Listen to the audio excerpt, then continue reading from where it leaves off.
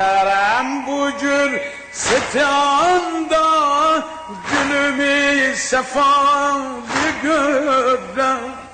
Açılan gülün içinden düzülen tikanı derler.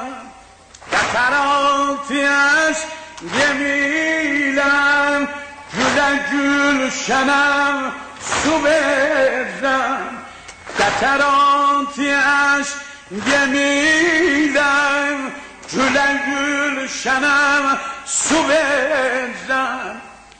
Meşgul zimledi.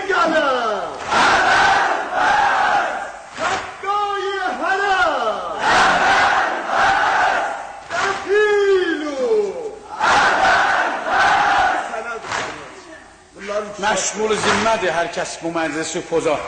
Bir cümlədə oxuram hacadan istifadə